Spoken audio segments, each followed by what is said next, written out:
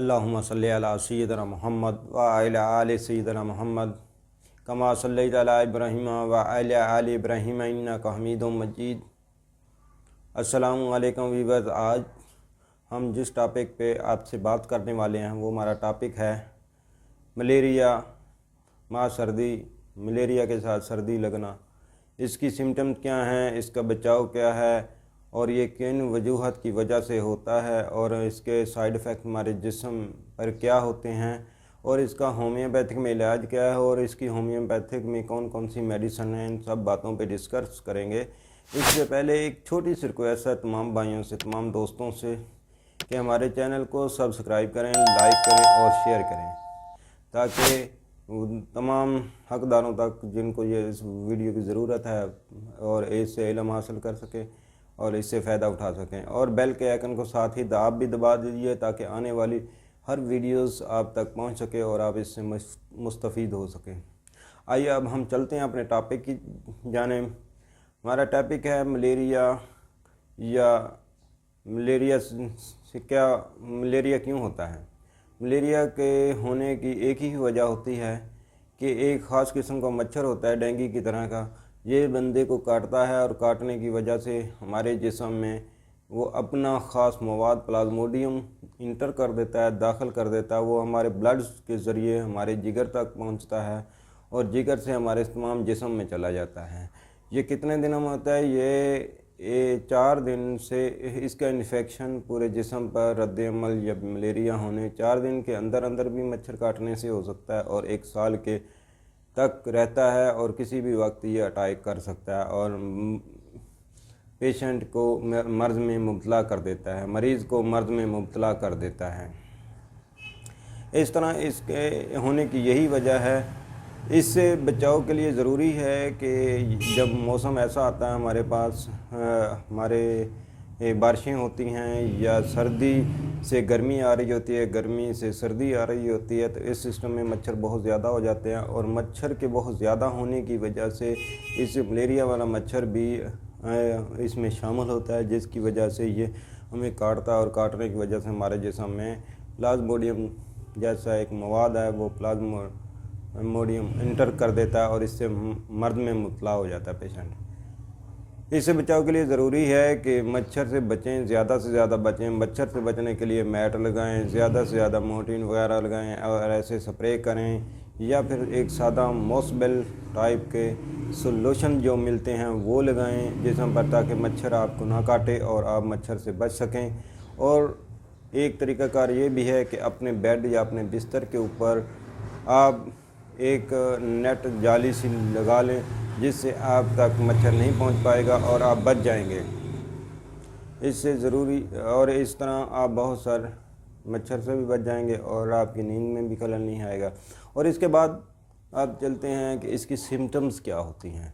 Symptoms में सबसे बड़ी सिम्टम्स यही है कि बंदे को, मरीज़ को बुखार चढ़ता है, बुखार चढ़ने के साथ साथ बुखार चढ़ने से पहले शदीद सर्दी लगती है और शदीद सर्दी का एक दौरा सा पड़ता है और मरीज़ बहुत ज़्यादा सर्दी लगने की शिकायत करता है, जिसके बाद मरीज़ को बुखार होता है, बुखार बहुत ज़्यादा तेज़ होता है और बुखार चढ़ते साथ ही सर्दी लगने के बाद मरीज़ अपने आप को बहुत कमज़ोरी महसूस करता है, अपने आप में बहुत नकाहत महसूस करता है, यानी कि वो कहता है कि बिल्कुल जान सी निकल गई है और मेरे अंदर कोई ताकत बाकी नहीं रही।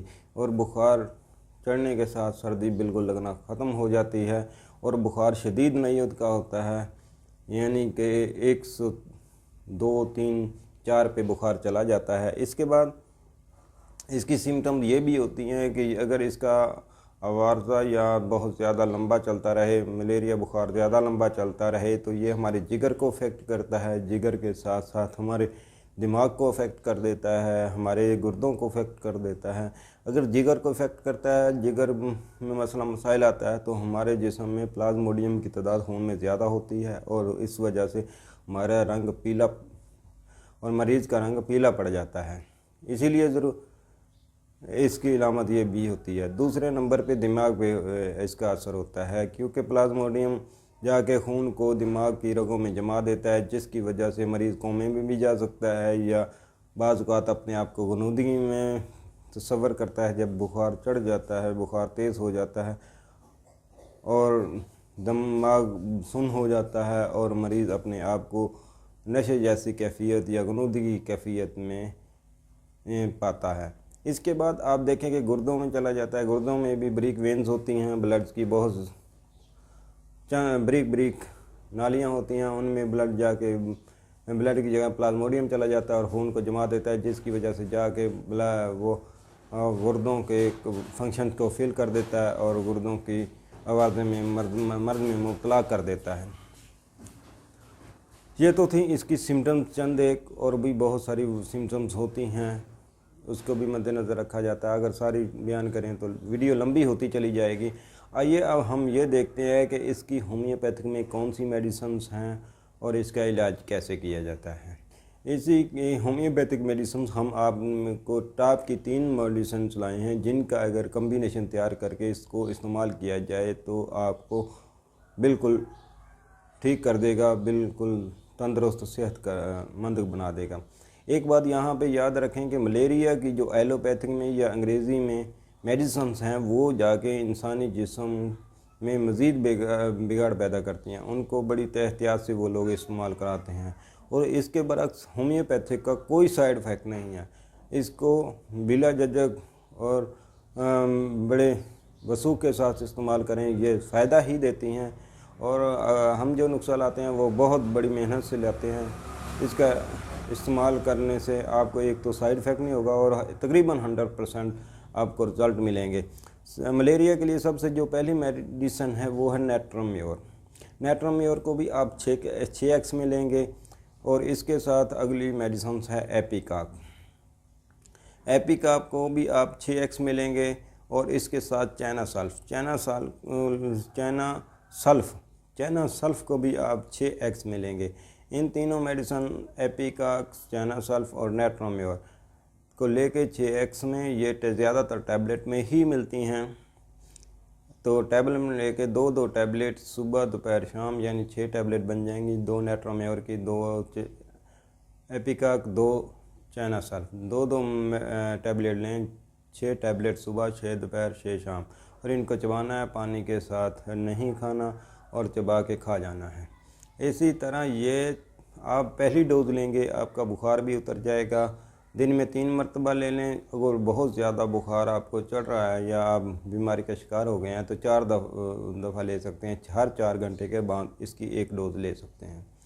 اس کو 10 سے 15 دن استعمال کریں، آپ کے جسم میں سے بالکل اس کے سائیڈ افیکٹ ہونے والے اور ملیریا کا جڑ سے خاتمہ آپ کے جسم میں سے ہو جائے گا۔ اسی کے ساتھ ہمیں دیجیے اجازت، اپنی دعاؤں میں یاد رکھیے۔ انشاءاللہ ایک نئی ویڈیو، ایک نئے ٹاپک کے ساتھ پھر ہم آپ کی خدمت میں حاضر ہوں گے۔ السلام علیکم ورحمۃ اللہ۔